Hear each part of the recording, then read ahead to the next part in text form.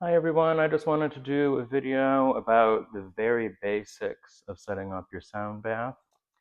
Here we are at the end. I'm going to start at the beginning and show you what I do step by step. I hope it is helpful to you. Thanks. Setting up your sound bath. This is the very foundational aspect that a lot of people don't always put enough effort into, I find. And if you do, it makes doing your sound bath easier, it makes it more cohesive, you want everything to be at hand. So this is the very start. At this facility, there's a jute rug, and I'll talk more about that in a minute, but I like the round rug. It makes it easier to reach all of your bowls and yet still have everything look nice, and I'll show you the full setup at the end.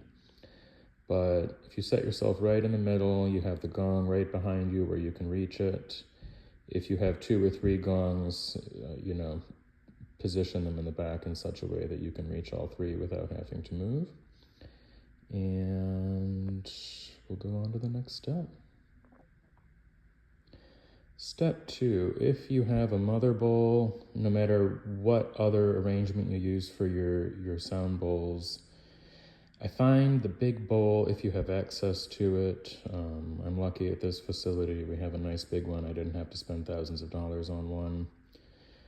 But if you have one or you have access to one, by all means use it. People like to step into them, and that's a cool thing you can do, but I also find it makes an extraordinary drone. Sort of gong-like, but a very different kind of sound, and it creates a great backdrop for some of the other bowls, especially the higher ones.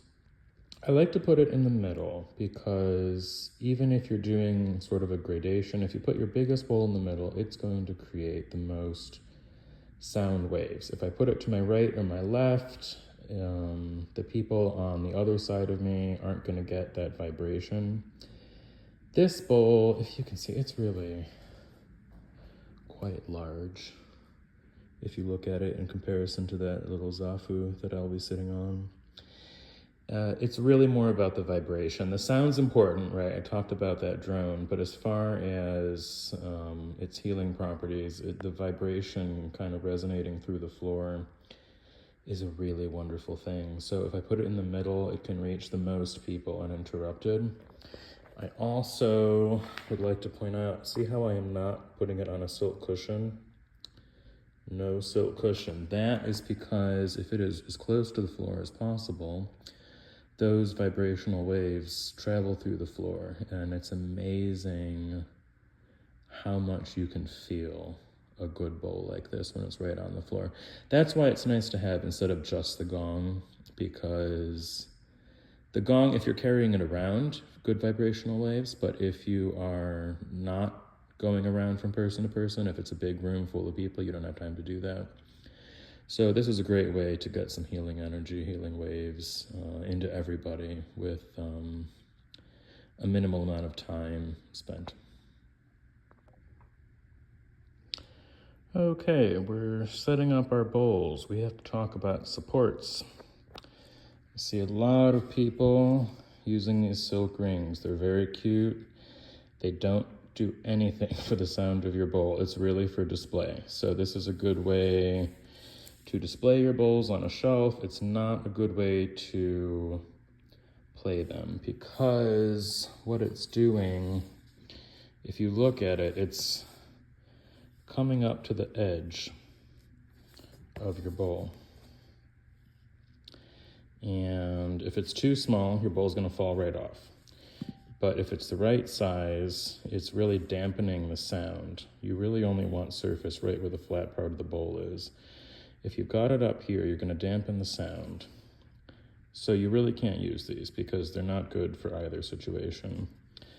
What you can use, try to flip this over with one hand, is shelf paper. It's like a non-grip or non-stick grippy shelf paper. And you cannot use this on the studio's fake wood floors because they all have this kind of faux laminate wood floor. Pretty much every place I am in or have been to, God, probably the last 10 years has this type of floor. my aunt, who's an interior designer, used to be, she's retired now, I went to put these on the floor to use as a carpet gripper, like a non-slip pad, and she said, oh, no. That will ruin the finish. So we don't want to ruin the finishes of floors. They are very expensive. I mean, that's a lot of square footage, right? And if you replace one, you kind of got to replace it all or the color's never going to match. So we do not put this on the floor. We do put it, in this case, on a jute rug. You could put it on a wool rug. And it moves a little bit, but see how we're not chasing it around the floor? If I take this off, you're going to be chasing your bowls all around your rug. It doesn't matter what it is. It can be jute, it can be hemp, it could be, a wool oriental rug. You're still going to have this problem. See how we move? Yeah, no good.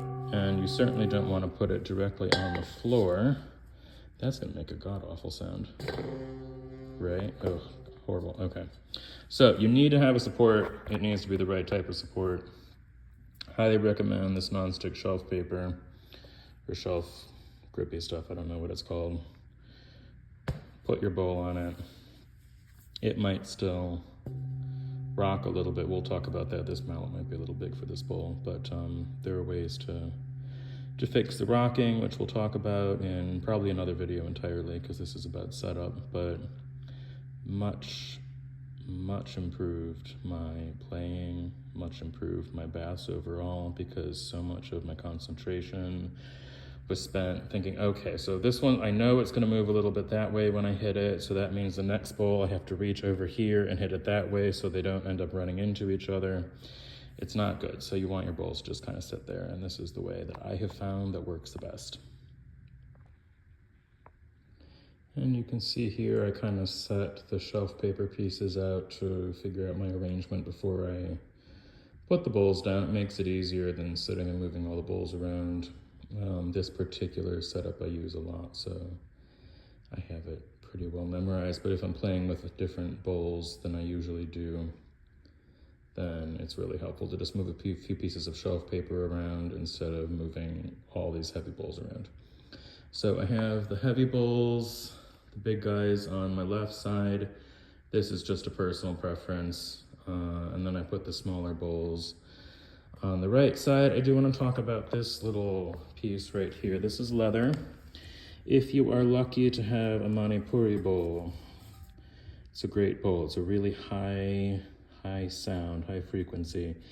They're very heavy, and for some reason I find they play best on a piece of leather. So that's what that leather is. You could put a piece of shelf paper underneath it or on top of it. Because they are so heavy, this bowl weighs probably as much as that big guy in the back. Because they are so heavy, I find it doesn't move. Because you're not hitting it with a heavy mallet, you're hitting it with a little wand, so it does not create the force that the big mallets are making on the big bowls. This is just a little tap, and so this doesn't move around much. If you put it right on the floor, it doesn't have the same resonance. It needs this leather. What made me think of the leather, this is kind of my own idea, is it really plays best in the palm of your hand. This is the closest way I can get to my skin is, a piece of leather. It was a piece of skin once. And the bowl still has a really nice resonance on it. Okay, we've got our bowls set up, all nice in a circle, so I don't have to move sitting on that cushion. I can reach all of these bowls with the mallet just from where I'm seated. That is the ideal setup. I have seen people, they have these really complex arrangements. Sometimes it's in a straight line, and they're like rocking back and forth. A little rocking is fine, but they practically have to get up to reach the bowls. This is a bigger issue, especially I find people who are using rectangular rugs. This is why I like the round one. Because it just, you think of straight lines when you have the rectangle. If you have the round rug, you can see it kind of helps gauge space. See how you have these concentric rings where the jute is woven? Gives you a nice line of demarcation. In fact, see this guy, this bowl right here, I can see he's a little too far away. So I'm gonna move him right now. There we go. All right, much better. I know I'm gonna be able to reach him. I have different mallets set up. This is super important to have all of your mallets where you need them. I'm gonna come around and give you a quick tour. So I have 2 different sizes of the round felt mallets. These are super common. I love them. Oftentimes, if you're buying better quality bowls, they just kind of throw them in for free. They're made in Nepal. It's traditional wool. Really nicely turned. If you are in a communal space, let me see if I can get this to focus. I have added beadwork. You could add ribbon, maybe put your initials on the end, something like that. Because what happens is you find you have your favorite beaders and other people will like them too. And whether it's nefarious or totally an accident, things tend to walk off. Fortunately, a couple months ago, I have 2 of these. One of them walked off. Fortunately, I have 2. So I have 2 of my larger mallets here. This one is really only for this big bowl. Resist the temptation to set it like that. The big ones do set flat. However, when you are reaching, you do that. It's not good. You got everybody nice and relaxed. You're working in these low tones, and a piece of wood hits a bowl, makes a really loud sound, and it's not what you're going for. Sometimes I'll even put it all the way back here. So this mallet really only goes with this bowl. I don't use it much. I don't use it every time. So sometimes this doesn't even come out. But make sure that the things that you need with different bowls are near those bowls, okay? So I've got the big mallets. They're not on this side. I'm not using them on these little bowls. They'll push the bowls over. Way too big. So big mallets, big bowls. I have the striker here. This is a heavier one, not as heavy as the one I just showed you, but still pretty good weight to it. Excellent striker for these, kind of medium-sized bowls over here. Obviously the huge mallet, I'm only ever going to use on the giant bowl. I haven't found, one of my friends has found actually using a smaller mallet on these big bowls. If you do it like 4 times, I won't do it, so I don't have the right microphone set up, so I'm not going to hit it. But if you hit it 4 times softly, I have seen a lot of people in Nepal do that. It is more of a wonderful, softer drone sound than hitting it with the big mallet. But I still usually use the big mallet because I'm looking for a bigger sound out of this big bowl. Then I move over to the small bowls. So I have smaller mallets. There's actually even one size smaller than this that I would bring out if I was going to play. Well, that one's okay for this bowl, but if I was going to play these tiny bowls, I would have a smaller mallet out, and you've got, or striker really, then you've got these little, I call them wands. These come in different hardnesses, so if you have a lot of small bowls, you really like playing the high sounds, it's worth investing in kind of like medium, hard, and soft, because they're going to do different things for different bowls. And I also have the big bowl. This is actually the highest pitched bowl, even though it's big. So I'm going to use this striker on this big bowl too. So these are all here together in one spot. And finally, don't forget the details. You really don't, well, you can just play singing bowls, but that's not nearly as fun. So I like to include a few other instruments. Some sound baths I'll have mostly other instruments and I won't have so much sound bowl. Other times I'll have mostly sound bowl and just a few other instruments. Sometimes it's balanced. You could use rain sticks, drums, ocean drums, chimes, especially like Koshi chimes, but I also like an actual wind chime. That can be really fun. But whatever you're going to use, unless you're planning on getting up a lot, like if you're doing a chelation or something and you're going to be going around to all the participants, If you can stay seated, or if you're planning on staying seated, and you don't have to at all, I usually don't. I'm usually kind of up and about a few times. But if you're planning on staying seated, use the space that you have available. So I've got this little Manipuri bowl here. This is really just kind of a handheld deal. So he's not part of my regular sound bowl setup. I'm going to be picking him up and holding him in my hand. And actually, now that I say that, I am ambidextrous, but I tend to hold the bowls in my left hand and strike with my right. So think about where it's going to be. We don't want it on the right side, because if I'm holding it with my left, I want it to be on the left side. I've got some rattles here. I have an old temple bell that can kind of nestle right in between these bigger bowls without knocking over. If you have a lot of bells, you will knock them over. I would recommend having a dedicated space for them, but just this one bell is going to be fine. Don't neglect your tingsha chimes. It is a great way to close the space. I have sat in some really awkward sound baths where the person who was giving it did not think about how to close the sound bath, so she just sat there in silence and no one knew what to do. It was so awkward.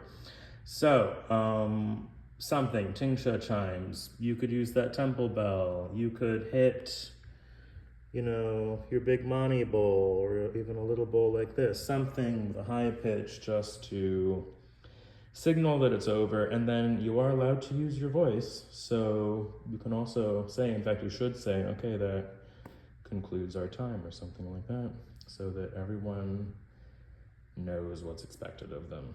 It's really awkward to be uncomfortable in a situation like this. A lot of times it's someone's first sound bath. They're not really sure what to do, what to expect, what's appropriate, what's inappropriate. So you are there facilitating this. So you're in charge of guidance. You have to remember that people can't read your mind, So give your participants an idea of what you're going to be doing. Give them a chance to opt out. I like to say, if you don't want me to get too close to you with whatever instruments I'm going to be using, wait till they're all lying back and their eyes are closed, so they don't feel self-conscious about, being the only person in the room to raise their hand. But I'll often say, if you don't want me to come real close to you, you can raise your hand, and then I know not to do that. And then you have to remember not to do that. But yeah, consent's pretty important. So give people an option to opt out. Don't neglect light. It's going to be a dark room, and obviously you want it to be dark because you don't want people to be like awake, right? It's like, you go and get a massage, they have the lights dim. This is the same type of thing.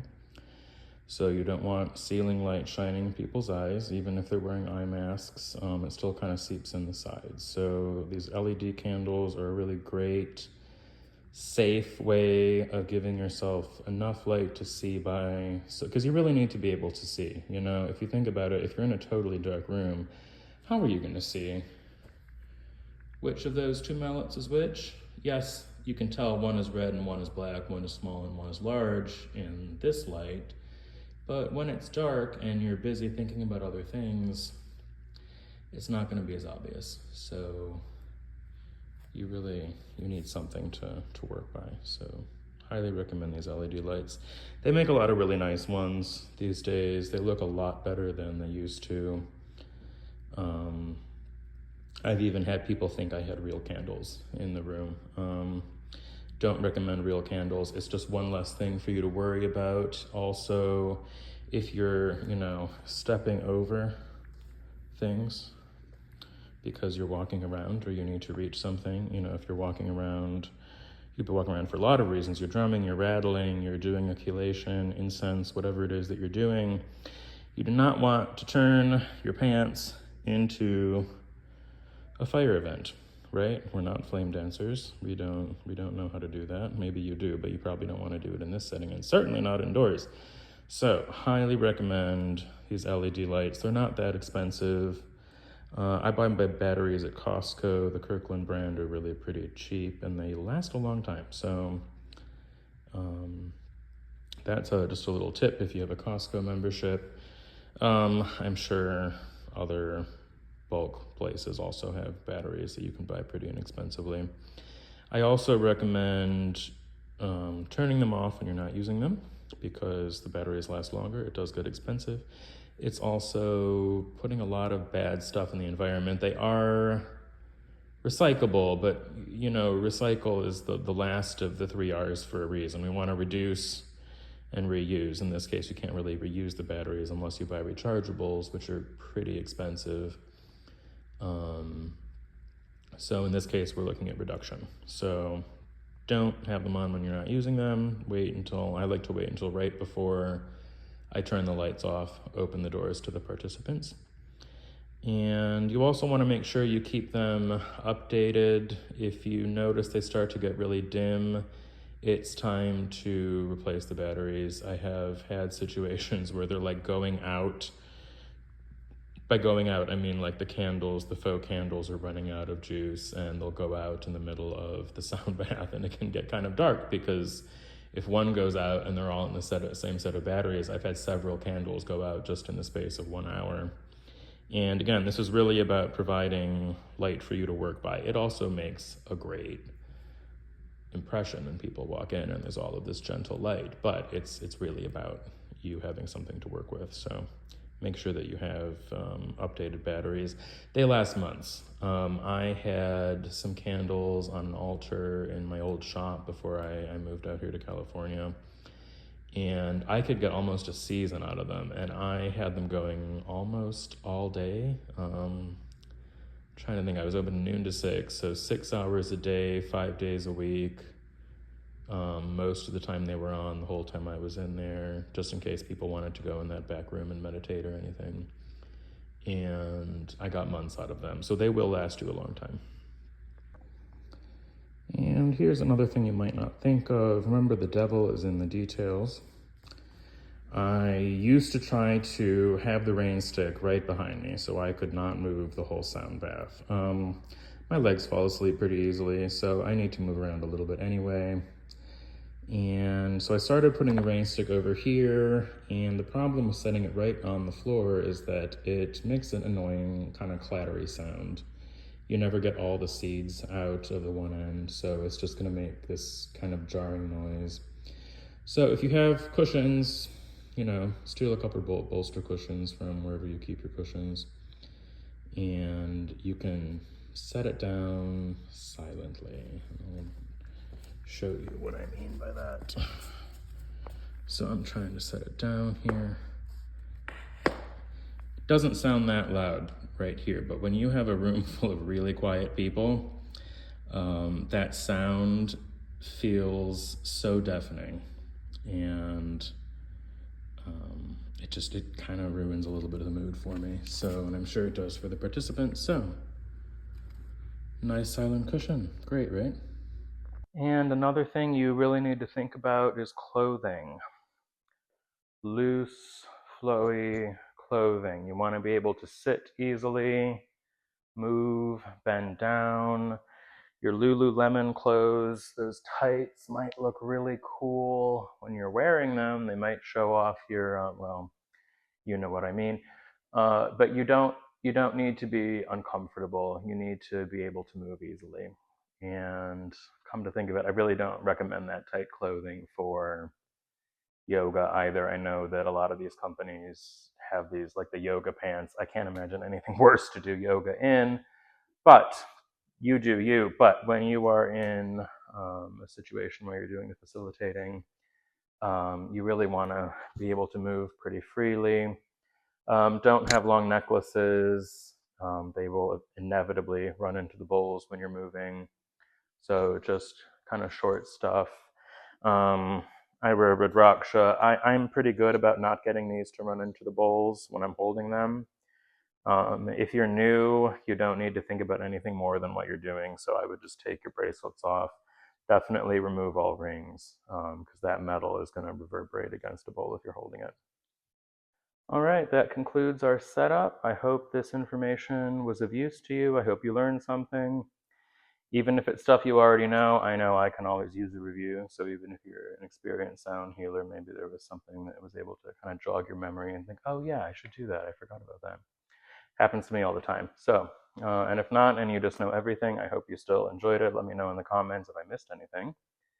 And I'll see you in the next video. Thanks. Bye. Hi guys, I just wanted to bring up one more point I noticed as I was going through these clips, putting them together. I'm huffing and puffing a lot, and that's because moving these big bowls, the gong stands, getting up, getting down, moving stuff, getting everything just right is kind of a workout. So your breathing gets heavier, your heart rate goes up because it's essentially a small amount of exercise. But you'd be surprised at how much of a little workout it really is. You don't realize it takes some time. I usually spend at least 20 minutes or so just getting everything right the way I want it. So that said, I try to arrive an hour early because I want to get everything the way I want it, and then I need time to center myself, meditate, do whatever I need to do, breathing, deep breathing. You don't want to sound like a gorilla in the room when everyone's there quiet. You want to already be exactly the way you need to be. You're an extension of these instruments. You're part of the process. So make sure that you have time to really get yourself where you need to be. If you're in a situation where I know some like yoga studios, for example, might only schedule 15 minutes between sessions. Oh, it's so not ideal. I would really recommend if you own a yoga studio, meditation studio, event space, whatever it is that you're doing, wellness center, try to leave an hour before a sound bath and leave at least 20 minutes to a half an hour after because it takes time to tear down as well. And you want your practitioners to be in as good a space as possible. It's going to increase repeat clientele, repeat customers. And if you don't own the space and you're working with someone who may not really have a lot of experience with sound healing, a lot of people, I find they might be yogis, right? And they're not really healers. So you kind of have to advocate for yourself, and you're advocating for your clients too, right? So really see what you can do working with the staff and the owners to get that time that you need to set up and get yourself where you need to be. Half an hour even really isn't enough, but it's better than 15 minutes, right? 45 minutes, an hour, that's really where you need to be, because you need to be focusing on yourself so that you can focus on your clients when they get there. Another thing I would mention here, I have been in situations where I have been asked to be checking people in and then immediately coming in and doing a sound bath. No, don't do it. Don't ask your practitioners to do it. Don't accept it if you are a practitioner. You can't do it. You can't be checking in 15, 20, 30 people, even 3 or 4. And also being in a good headspace, being in a clear headspace, you need to be in here before people get here, okay? You do not need to be checking people in. You do not need to be greeting people, taking money if you have last minute walk ins. Speaking of last minute walk ins, I usually leave 2 extra beds out when I'm setting up. So if I have 10 people, I put out 12 mats, okay?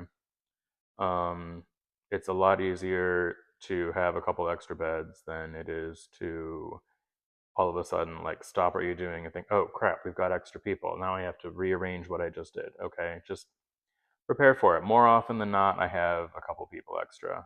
Sometimes even with 2 extra beds, I'm still putting out a few more. That's pretty rare. It has happened, but with 2 extra beds, you should be probably pretty covered and kind of prepared. The pre in the word prepared is really operative here.